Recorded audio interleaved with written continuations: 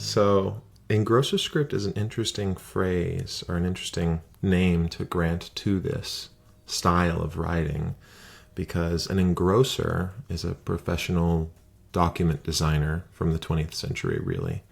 The word specifically has like French origins, and the engrosse which means to write large. But if you would think about a professional document designer of the 20th century, they probably had quite a few scripts that they wrote. So why does this one get called the engrosser's script, singular? Really, it's a subset of the roundhand family. So the American writing tradition is by way of the colonists coming over from England and bringing that education that they brought. English roundhand would be our primary ancestor as far as writing systems go. And English roundhand is significantly different. It was written at a time where steel pens weren't widely available. It was written in a truly written fashion in many cases, where the pen is being directed in whole paths to create whole letters, and in some cases the pen isn't being lifted from one letter to the next. Whereas Engrosser script has this very distinctly broken apart, modular, geometric feel that can really only be accomplished with the steel pen. Which was invented, in the beginning of the 1800s. Well, invented, widely spread, manufactured in the beginning of the 1800s. So there's actually a really wonderful website called The Steel Pen that has some great information about steel pen history. But so Engrosser script is roundhand, and roundhand is English roundhand, French roundhand. There are all these variations, nationalities of the round writing, of the Western world. But Engrosser script is specifically American in that the history that I have access to, at least, comes from kind of the turn of the 20th century. So prior to that, roundhand was the word that was being used. Even here in the United States, people called this style of writing roundhand. I don't know, without going too deep into the history of American writing, in the middle of the 1800s, there was this really big push to the semi-angular style of writing, which is what most people think of as Spencerian. So Spencerian is a semi-angular system. And prior to that, there was the angular hand, which was kind of the, how kids want to do everything that their parents didn't do? So the kids of the early 1800s said, we don't want to do that English roundhand stuff anymore. We want to have a different writing system. I've seen it said that, the invention of the semi-angular system was America's desire to have its very own writing system. There's some really interesting backstory on that as well, where, sometimes we credit Platt Rogers Spencer with inventing Spencerian. I mean, it's his namesake. It's an eponym, right? Yeah. But maybe P.R. Spencer Sr. took it from an Englishman.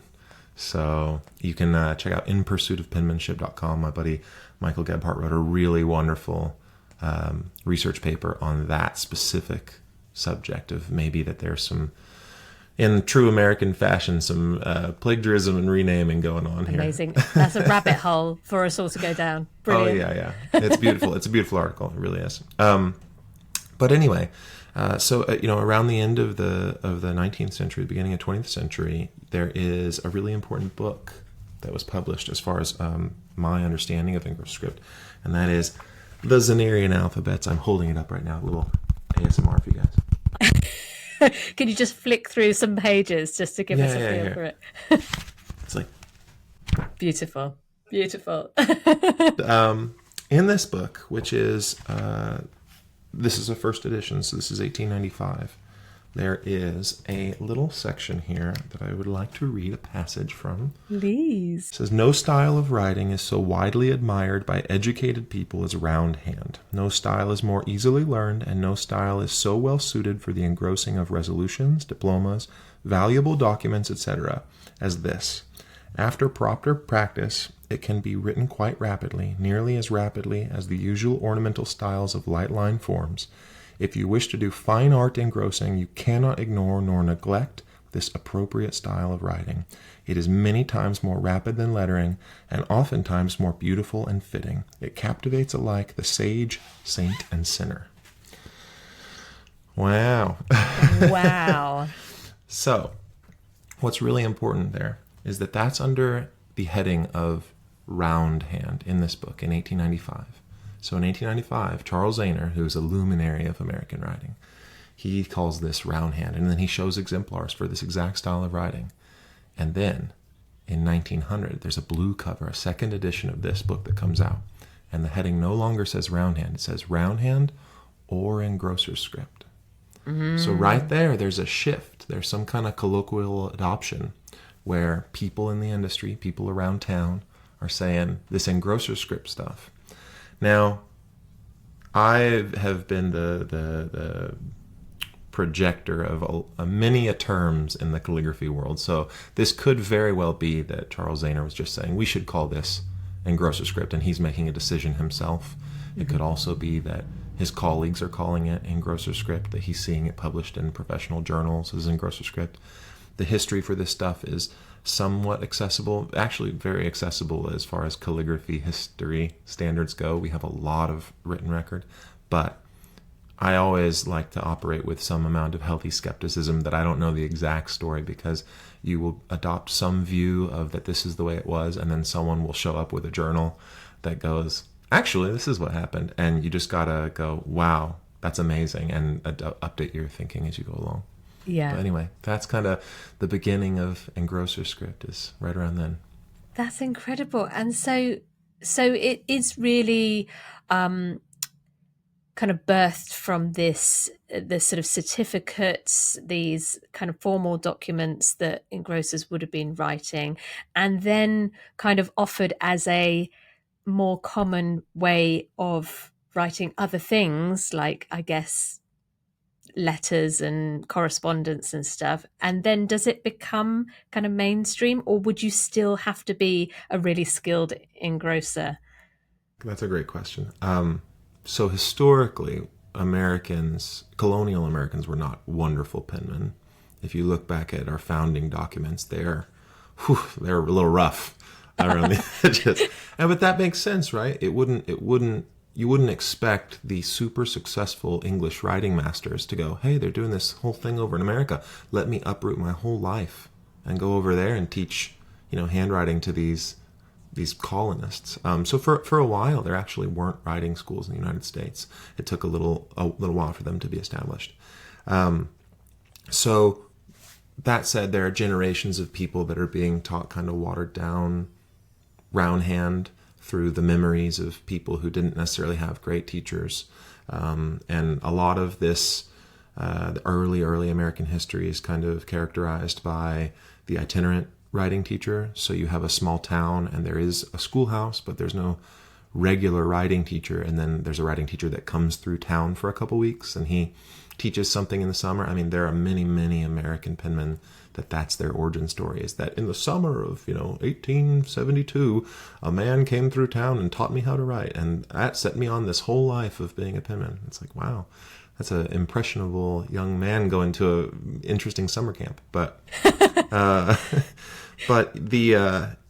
far as Engrosser script goes, it is somewhat specialized. It's very slow to write, first of all, because there is such a requirement of high geometric precision.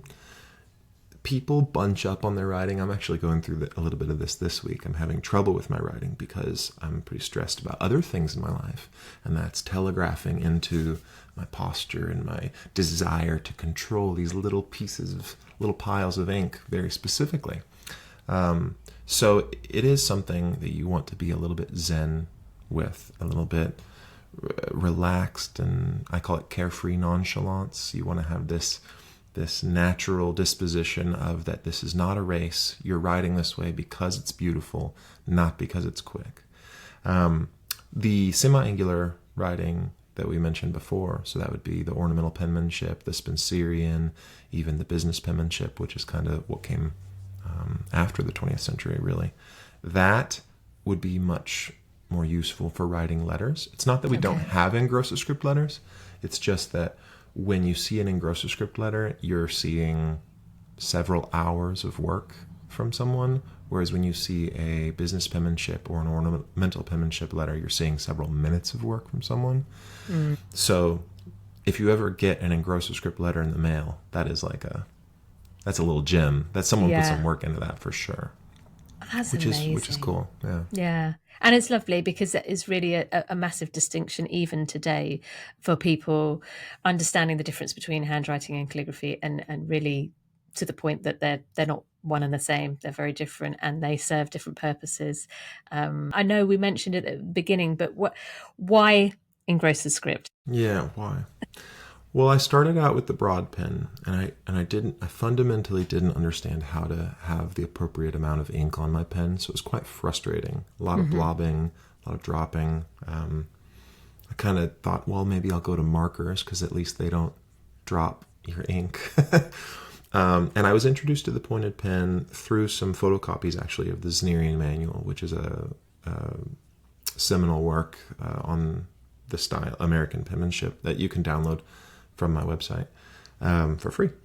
But I got some photocopies of the Engrosser script lessons in that book from a colleague, a mentor of mine, and going through those lessons kind of sparked in me a curiosity about the flexible pen, about the pointed pen, that just didn't bite with the broad pen. I find that pointed pens drop less ink, so that also was quite appealing. I had a little bit more instinct with it, which was good. And in typical me fashion, I immediately wanted to do my own thing rather than really study that. I think at that point I was quite young and I didn't really understand how to study a script, so I kind of just came in, looked around, went, this is neat, I can probably do that, and then missed a lot of the details that are quite important to it. But over time that resolves. You learn more about what you know, and then you learn more about what you don't know, and those two things are kind of circling around to who you are. The Dunning-Kruger effect, I suppose, is probably what I'm describing. But I think in general, why Engrosser script? It purely comes from this challenge. Very early on, I had this idea that Engrosser script was the most difficult style of writing. I don't know that that's true. Don't want John Stevens to come and wallop me over the head with his Romans, but it is quite a technical style, and that granularity of the detail was something that helped me to focus. I'm not diagnosed with attention disorder or anything like that, but I often feel that I have trouble focusing, and yet Engrosser script, because it was so difficult, it required this focus that really drew me in, and kind of I was able to hone myself against how difficult it was. And then because of how difficult it was, when you experience these breakthroughs with it, they're very satisfying. And so there's this, by today's standards, very healthy work and reward ecosystem, where I think, not to rail against kids these days or anything, but we don't have a lot of things in life that we work really hard for and we have delayed gratification for now. And Engrosser script is probably the primary example of that in my life. It's the thing I've worked the hardest for, to experience the little wins that I've had with it. So I cherish each of them quite a lot. Yeah. And what a beautiful script to now have all that experience with and be able to produce and teach. And you have on your website some articles, and there's a brilliant page about the differences between the scripts, which we'll link to in the notes. But I often get asked about the difference between some of the more historical scripts, and I wondered whether you could just share a few of the common kind of, I think you call them aliases, that we can all get it straight in our head. What is what is what? Well, first I'll say that if you're speaking to someone and they are offended or angry about what you're calling something, that should be a red flag as to that person is not very patient, which is something that's required for calligraphy. It could also mean that they're young. I will say that I was less patient about this when I was younger, because I had this desire to be right. You want to know the right name to call it, the name that the old penman called it, not the name that everyone's calling it now. So I like aliases, because an alias is something that you can substitute for when we're talking about words and nomenclature and vernacular and all that stuff in the calligraphy world. Consensus is what we're looking for. When I say a word, do you think of the same thing that I'm thinking of? And if you do, but it's not the same word that you would use, that's okay. The word still served its purpose, right? Yeah. So in this case, I call Engrosser script modular American writing, in that modular being that the pen is lifted quite a bit, that the shapes are distinct. Sometimes they aren't even joined together because we're assembling it for a viewer position that's several feet away, and it's not advantageous to join the shades together. And that the style is unique to the early 20th century writers from the United States.